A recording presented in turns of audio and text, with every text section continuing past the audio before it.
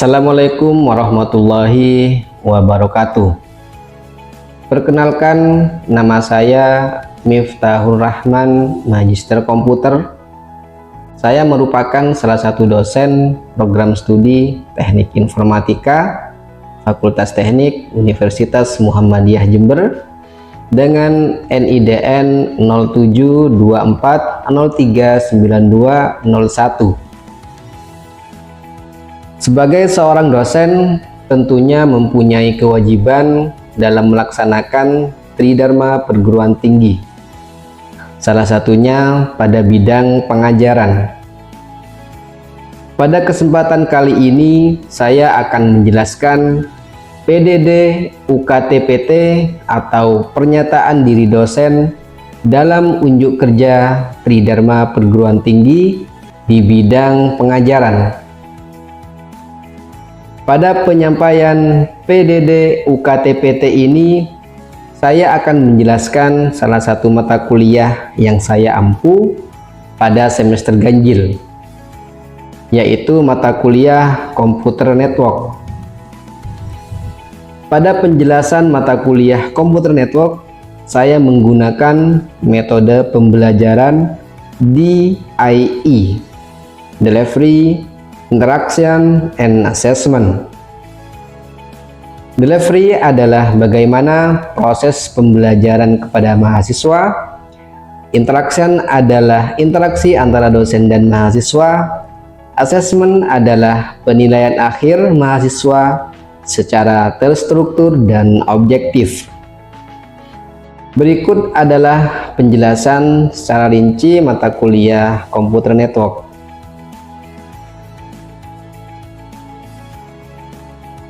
Identitas mata kuliah. Nama mata kuliah Computer Network. Kode mata kuliah MJU.TIK-015. Mempunyai bobot 4 SKS. Di sini sudah include teori dan praktikum. Mata kuliah ini merupakan mata kuliah wajib program studi Teknik Informatika yang diprogram oleh mahasiswa pada semester ganjil, yaitu semester 3. Mata kuliah ini berisi tentang pemahaman konsep jaringan komputer pada umumnya dan konsep standar komunikasi jaringan komputer pada khususnya, yang meliputi lapisan fisik sampai dengan lapisan aplikasi. Pengertian aspek penggunaannya dalam implementasi desain dan membangun jaringan komputer dengan teknologi yang tepat baik pada LAN maupun WAN. Capaian pembelajaran. Adapun capaian pembelajaran lulusan yang diharapkan dari prodi terdapat 6 CPL. Yang pertama, bertakwa kepada Tuhan Yang Maha Esa dan mampu menunjukkan sikap religius. CPL yang kedua, memecahkan persoalan dengan bijaksana, tepat, dan menjunjung tinggi nilai kemanusiaan, moral, dan etika akademik. Yang ketiga, menguasai kemampuan interpersonal dengan para pemangku kepentingan atau stakeholder, tim kerja dari beragam latar belakang, termasuk kepemimpinan, dalam menyampaikan hasil atau resolusi yang berkualitas sesuai etika dan perilaku profesional di tempat kerja serta kehidupan sehari-hari. CPL yang keempat, menguasai konsep merancang, mengimplementasikan, merawat jaringan komunikasi antar data dalam sebuah sistem informasi dan keamanan jaringan secara mendalam. CPL yang kelima, mempelajari model baru, teknik, teknologi, dan peralatan untuk menerapkan efektivitas dalam meningkatkan kualitas diri seumur hidup. CPL yang keenam, memproduksi jaringan komunikasi antar data dalam sebuah sistem informasi dan keamanan jaringan yang terawat.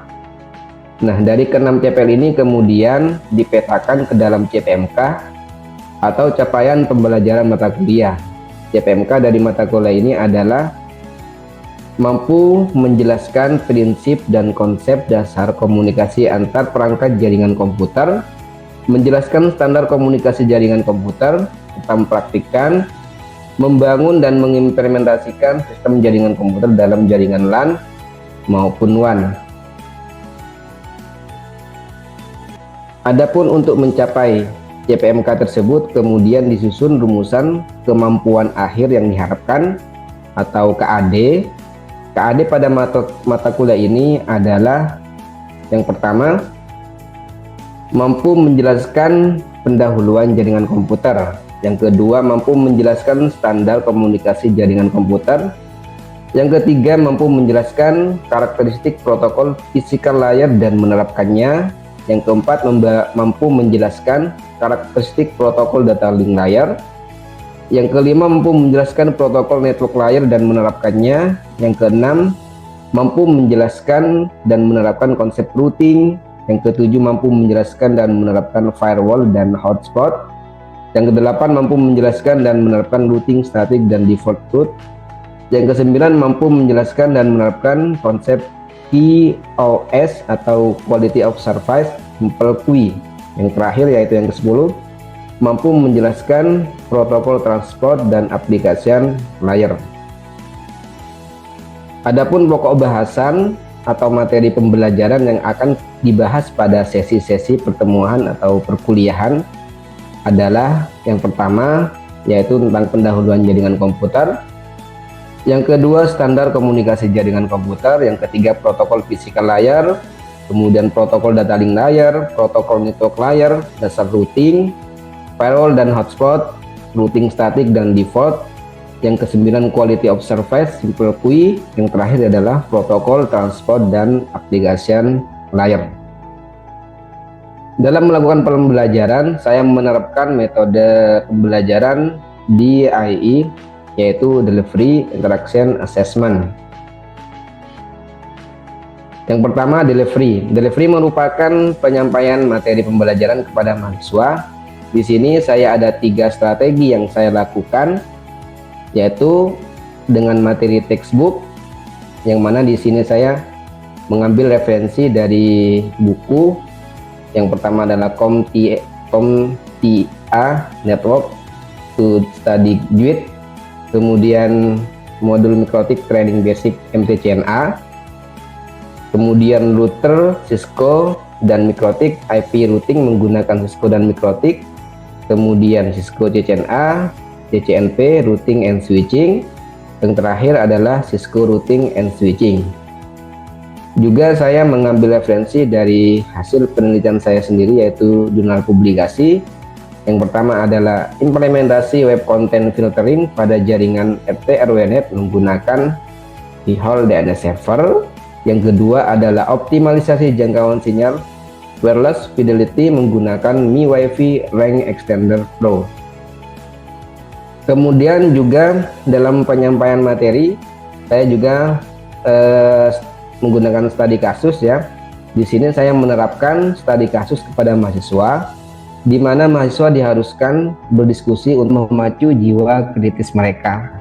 Kemudian juga ada praktik atau simulasi, di mana di simulasi ini mahasiswa nanti akan dilatih untuk menerapkan dalam membangun infrastruktur jaringan komputer secara langsung.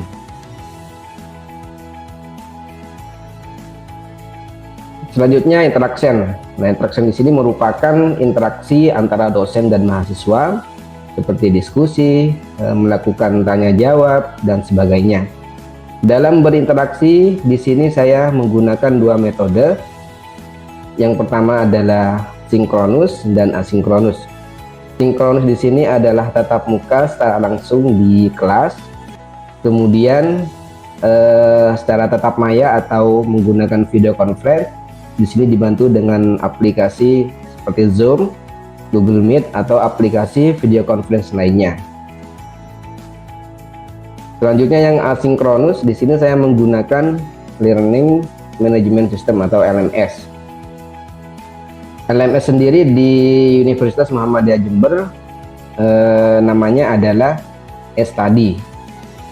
Jadi materi atau bahan perkuliahan saya upload di e-study, supaya mahasiswa dapat belajar secara mandiri di e-study dan juga berdiskusi di e-study tersebut. Kemudian juga saya menggunakan media WhatsApp ya, grup WhatsApp. Di sini juga sebagai sarana diskusi agar mahasiswa bisa berkomunikasi tetap aktif. Seperti itu. Selanjutnya adalah asesmen. Di sini asesmen merupakan penilaian mahasiswa secara struktur dan objektif. Dalam melakukan penilaian, saya juga menggunakan sarana LMS, yaitu study, sehingga saya dapat mengukur pengetahuan atau pemahaman mahasiswa setiap materi yang disampaikan. Di sini penugasan yang dilakukan berupa kuis dan tugas. Kuis itu dilaksanakan saat selesai perkuliahan tentang sub CPMK 1, 2, 3, 4 dan sub CPMK yang ke-10. Sedangkan penugasan berupa tugas yaitu dikerjakan saat melaksanakan atau memenuhi sub CPMK 5, 6, 7, 8 dan 9. Selanjutnya presentase penilaian yang saya berikan kepada mahasiswa yaitu yang pertama adalah keaktifan 20%, kuis atau tugas 30%, UTS atau ujian tengah semester 25% dan UAS atau ujian akhir semester 25%. Demikian yang dapat saya sampaikan. Selanjutnya kita akan menyaksikan cuplikan mengenai video pembelajaran saya saat mengajar mata kuliah komputer network yang dilakukan secara daring atau tatap maya. Assalamualaikum warahmatullahi wabarakatuh. Waalaikumsalam warahmatullahi wabarakatuh. Alhamdulillah pada kesempatan pagi hari ini kita bisa melaksanakan perkuliahan. Nah, bagaimana teman-teman semua keadaannya? Apa kabar? Alhamdulillah sehat, Pak. Alhamdulillah sehat, Pak. Alhamdulillah ya, semoga kita selalu diberi kesehatan ya. Oke, sebelum kita mulai, lebih baik kita berdoa dulu ya. Semoga kuliah kita berjalan dengan lancar dan bermanfaat. Doa dimulai. Bismillahirrahmanirrahim.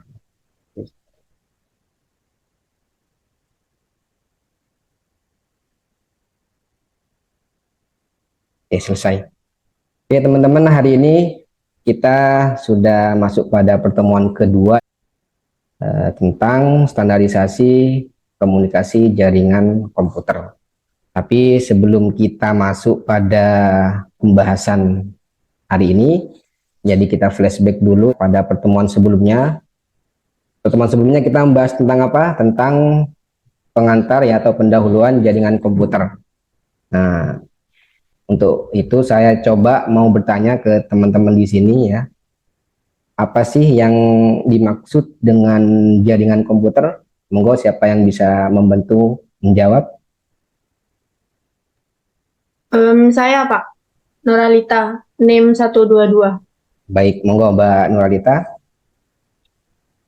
Jaringan komputer adalah suatu sistem yang menghubungkan berbagai perangkat komputer dalam suatu area tertentu yang didesain saling terhubung secara fisik, baik menggunakan kabel atau wireless, agar bisa berkomunikasi dan bekerja bersama-sama untuk mencapai suatu tujuan yang sama dengan aturan yang sudah ditetapkan. Baik, terima kasih. Saya rasa teman-teman sudah bisa ya untuk memahami tentang jaringan komputer. Nah, sekarang kita masuk pada pertemuan hari ini, yaitu tentang standarisasi komunikasi pada jaringan komputer. Oke, saya share dulu. Oh ya teman-teman, untuk materi ya saya ingatkan lagi, untuk materi modul semuanya saya upload di study ya. Jadi kita juga menggunakan LMS ini, study. Teman-teman kalau misalkan belum mempunyai loginnya, silakan menghubungi bagian layanan pusat data dan informasi. Oke, jadi sekarang kita mau mempelajari tentang standarisasi komunikasi jaringan komputer. Nah ini.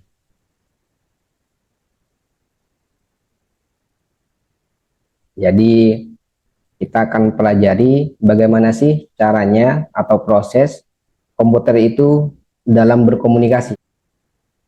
Dan standar yang kita bahas pada pembelajaran ini, pada kuliah ini adalah standar oscillator ya. Ini dikembangkan oleh International Organization for Standardization atau ISO pada tahun 1977 di Eropa.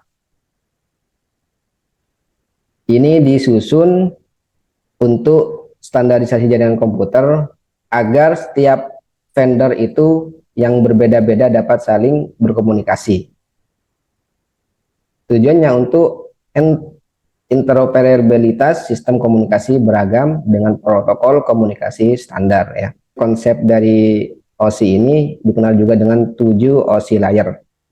Nah, jadi ceritanya apa sih OSI itu ya? Ceritanya dulu banyak perusahaan software maupun hardware yang membuat sistem semacam sistem arsitektur jaringan atau SNA ya, sistem network arsitektur, seperti vendor atau perusahaan IBM, kemudian ada digital ya, Sperry dan sebagainya. Masing-masing perusahaan tersebut itu membuat standar sendiri-sendiri. Akhirnya apa yang terjadi? Akhirnya yang terjadi misalkan IBM mengembangkan SNA yang hanya memenuhi kebutuhan komputer IBM, sedangkan yang milik vendor digital juga membuat standar sendiri, sehingga ketika dikombinasikan antara produk atau peralatan jaringan yang dibuat oleh IBM dan perusahaan digital itu kalau dihubungkan tidak bisa. Karena kenapa? Karena membuat standar masing-masing gitu loh. Akhirnya ada solusi yang mana dibuatlah standar internasional yang namanya adalah OSI layer ini, sehingga tujuannya adalah supaya device atau peralatan jaringan yang diproduksi oleh berbagai macam vendor itu sudah bisa saling berkomunikasi dengan adanya standar ISO ini. Bisa dipahami ya? Bisa, Pak. Oke. Yang dimaksud dengan 7 OSI layer tadi kan 7 OSI layer ya. Nah, ini macam-macamnya. Ada application, ya layer yang pertama itu ada application, kemudian ada presentation, session, kemudian ada transport, ada network, ada data link layer dan physical. Jadi ini adalah 7 OSI layer itu. Kemudian di sini di masing-masing layer itu mempunyai protokol ya. Mempunyai protokol, contohnya yang layer application di sini. Layer application di sini contohnya adalah seperti HTTP ya, FTP, DNS dan DHCP. Nah, ini ilustrasinya. Ilustrasinya itu misalkan kita mau mengirimkan data dari PC1 ke PC2 itu akan melewati ya, data itu akan melewati application, dilanjut ke presentation, ke session, transport, ke network, kemudian dilanjutkan ke data link, kemudian dilanjutkan ke physical layer. Ketika di bagian penerimanya ini ya, penerima data itu nanti data akan mulai dari physical ya, berbentuk fisik, berbentuk bit itu, kemudian dilanjutkan ke data link, network, sampai ke application. Akhirnya jadilah data utuh itu sampai ke penerimanya, ke PC2. Gambarnya seperti itu. Nah, sekarang slide selanjutnya, enkapsulasi adalah proses penambahan header. Enkapsulasi ini terjadi pada saat data itu melalui sumbernya mau ke tujuannya. Berarti dari atas dulu, dari sumber ke bawah, dari aplikasi ke bawah. Itu data berjalan itu akan menambahkan header. Header ini apa? Header ini berfungsi untuk membawa data. Jadi data yang akan melewati dari layar aplikasi sampai ke bawah itu namanya adalah header. Itu berfungsi untuk membawa data. Kemudian di sini kita amati gambar di sini ya. Yang ada header cuman di layer transport, network, dan data link layer. Sedangkan di data link layer ini ada dua, ada header dan trailer. Ya, layer kedua di data link layer yang ada trailernya. Sedangkan yang layer lain tidak punya itu. Pada layer data link berfungsi untuk mengecek kerusakan data. Jadi di sini data dari application dibawa oleh header ke transport. Akhirnya ditambahlah header miliknya transport. Dibawa lagi oleh header ke network, ditambahlah header miliknya network ya. Data itu. dibawa lagi ke data link layer, data itu ditambah header lagi, yang mana header milik data link sama trailernya. Nah, di sini di cross check data itu benar rusak apa tidak. Kalau rusak berarti di discard atau gagal dikirimkan. Kalau tidak rusak berarti lanjut ke physical layer, seperti itu. Di sini juga ada istilah PDU ya. PDU itu adalah nama data yang terdapat pada masing-masing layer. Data yang masih diaplikasikan, dipresentasikan dan session itu datanya masih utuh berupa data ya. Ketika data itu dibawa oleh header ke transport, itu bukan data namanya, tapi segmen berupa potongan-potongan kecil nanti ya. Sedangkan ketika data itu ada pada layer network atau network layer, namanya adalah paket. Juga ketika data itu ada pada data link layer, data itu nyampe ke data link layer, itu bukan data lagi namanya adalah frame gitu ya. Kemudian data, ketika data itu ada di physical layer, di bagian physical layer, itu bukan data namanya adalah bit berupa bilangan-bilangan bit ini, bilangan biner ya. Nah, jadi kita kan sudah bisa tahu kan, ketika kita mengirimkan sebuah data, itu data tidak akan langsung utuh sampai ke tujuan, tapi masih melalui proses, melewati layer-layer yang ada di OSI layer ini, sampai data utuh itu yang menjadi yang ada pada layer paling bawah, physical itu berupa bilangan biner, bit-bit itu, berupa angka-angka itu. Nah, angka-angka itu nanti yang lanjut ke tujuan akan melewati dari bawah ke atas, ya. Jadi ini adalah proses enkapsulasi. Sampai di sini paham ya? Ini adalah proses enkapsulasi ya, dari atas ke bawah, dari data utuh, dari sumbernya yang mau mengirimkan data ke tujuan. Jadi kan melewati aplikasi layer dulu sampai ke bawah. Itu namanya proses enkapsulasi. Di sana ada proses penambahan header yang membawa data itu. Oke. Sampai ke bit, lanjut ya. Entah itu mau menggunakan media kabel atau wireless, lanjut ke namanya de-enkapsulasi, proses de-enkapsulasi. Proses de-enkapsulasi adalah proses pembuangan header. Ini data ini yang berupa bit itu sudah akan mau menuju ke tujuan, juga akan melewati layer-layer itu dari bawah. Kalau enkapsulasi dari atas ke bawah, de-enkapsulasi ini dari bawah ke atas.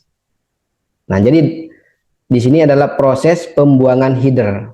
Oke, saya contohkan sekarang ya. Nah, di sini di bawah yang mana data itu yang tadi dikirimkan sudah sampai ke bawah di bagian physical layer ini dilanjutkan ke tujuan atau ke PC yang kedua itu ya, berupa bit. Nah, kemudian ketika data itu bit itu sampai ke data link layer berupa frame ini ya, berupa frame. Nah, ini dibuang. Data ini rusak apa tidak? Oh, tidak rusak. Kemudian header yang ada pada data link ini namanya adalah MAC address ya. Kalau sesuai, oh ini alamat fisiknya sudah sesuai dengan yang merequest, oh ya sesuai, dibuanglah. Lanjut ke layer di atasnya, ke network layer, yang mana network layer ini adalah IP address. Oh, IP addressnya misalkan IP addressnya Google. Oh, ini yang diminta, yang di request adalah Google. IP-nya adalah 142 misalkan ya, 251.10.106. Oh betul, ini yang di request oleh PC2, datanya adalah ini. Oh betul, dibuanglah header itu ya. Lanjut ke transport.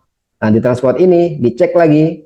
Nah, header yang ada pada layer transport itu berupa port number ya.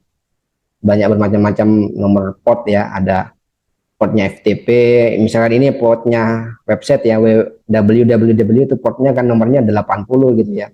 Oh, yang diminta adalah website port 80. Oh, ini sudah betul, akhirnya data itu dilanjutkan ke aplikasi menjadi data utuh, sehingga data itu bisa dibaca oleh tujuan yang meminta itu, yang merequest data itu. Jalannya data seperti itu, proses komunikasi data seperti itu, dari proses enkapsulasi, penambahan header, dari yang mengirimkan data, kemudian sampai ke proses deenkapsulasi ke tujuan, sehingga data yang mulai dari data utuh menjadi bit ya, bilangan biner, dari bilangan biner juga menjadi data utuh lagi sehingga bisa dibaca oleh yang menerima data itu atau tujuannya itu. Oke. Jadi itu adalah proses komunikasi yang terjadi pada jaringan komputer. Nah, jadi melewati standar-standar protokol-protokol yang ada pada OSI layar ini. Oke, mungkin itu saja untuk materi hari ini. Mungkin dari teman-teman ada yang tidak bisa dipahami, ada pertanyaan mungkin? Saya izin bertanya, Bapak. Oh, monggo, Mas Rizky. Nggih. Misal di suatu kantor atau perusahaan ingin menggunakan beberapa peralatan jaringan, misalnya itu Mikrotik dan Cisco, itu apa bisa Pak dan diperbolehkan? Terima kasih. Oke, pertanyaan bagus ya dari Mas Rizky. Seperti yang sudah saya sampaikan ya di awal ya tadi. Nah, jadi di suatu perusahaan kalau menggunakan perangkat atau device jaringan yang berbeda vendor seperti Mikrotik dan Cisco, itu bisa kita gunakan itu dan akan terhubung, akan connect. Nah, jadi kenapa? Karena Mikrotik dan Cisco sudah menerapkan standar OSI ini. Oke, mungkin ada pertanyaan lagi? Baik, kalau tidak ada, untuk materi ini sudah selesai ya teman-teman. Jadi selanjutnya untuk sebagai bahan evaluasi pada pertemuan hari ini ya, teman-teman silakan mengerjakan kuis ya di study. Silakan teman-teman nanti dibuka study-nya, ada di judulnya ya, topiknya sub CPMK 2 standar komunikasi jaringan komputer, ini materinya dan ini adalah evaluasinya. Silakan teman-teman dikerjakan, jangan sampai ketinggalan ya. Dan juga nanti saya informasikan di grup WA untuk mengingatkan teman-teman untuk mengerjakan evaluasi ini. Baik, itu saja mungkin ya dari saya. Semoga apa yang kita pelajari bermanfaat. Akhirnya dari saya kurang lebihnya mohon maaf.